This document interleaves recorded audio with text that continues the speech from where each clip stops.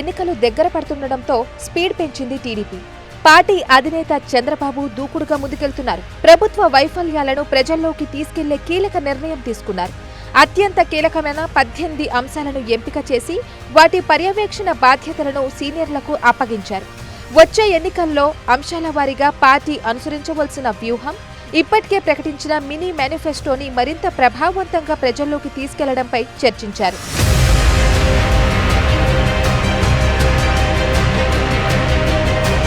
వెనుకబడిన వర్గాల సమన్వయ బాధ్యతను పితాని సత్యనారాయణ, కోళ్లు రవీంద్రలకు అప్పగించారు.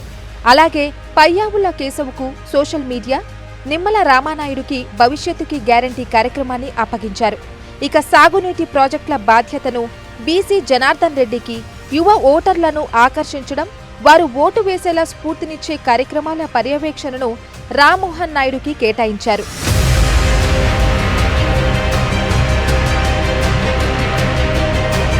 ఇక ఓటరు జాబితాల పరిశీలన, అధికార పార్టీ చేస్తున్న అక్రమాలపై పోరాటం అంశాలను జీవీ ఆంజనేయులుకు, ఉద్యోగులు, పోస్టల్ బ్యాలెట్ వంటి అంశాలను అశోక్ బాబుకు ఇచ్చారు. ఇక రాజధాని అమరావతి వ్యవహారాలు, ఉద్యమం బాధ్యతను నక్కా ఆనందబాబుకు, పంచాయతీరాజ్ వ్యవస్థ, సర్పంచుల సమస్యలపై పోరాటం అంశాన్ని రాజేంద్ర ప్రసాద్కి అప్పగించారు. పార్టీలోకి చేరికల అంశాన్ని అనగాని సత్యప్రసాద్కు అప్పగించిన చంద్రబాబు, న్యాయ వ్యవహారాలు, కేసులపై పర్యవేక్షణను ధూళిపల్ల నరేంద్రకు అప్పగించారు. ఇక బలహీన పోలింగ్ కేంద్రాన్ని రవికుమార్కి, చంద్రబాబు పర్యటనలకు సంబంధించిన బాధ్యతల్ని పెందుర్తి వెంకటేష్కు అప్పగించారు.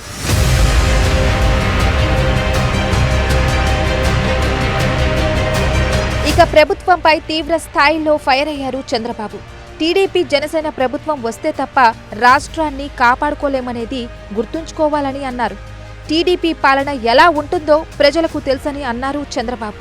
అధికారంలోకి వస్తే ఏం చేయాలో అవన్నీ చేస్తామని అన్నారు. ఇప్పటికే బాబు ష్యూరిటీ భవిష్యత్కు గ్యారంటీ కార్యక్రమాలతో ప్రజల్లోకి వెళ్లనున్నామని అన్నారు. ఇక 20 తర్వాత నియోజకవర్గాల్లో పర్యటిస్తున్నామని, ప్రజలను కలిసి వారికి ఏం కావాలో ఆలోచించి మరిన్ని హామీలిస్తామని అన్నారు చంద్రబాబు.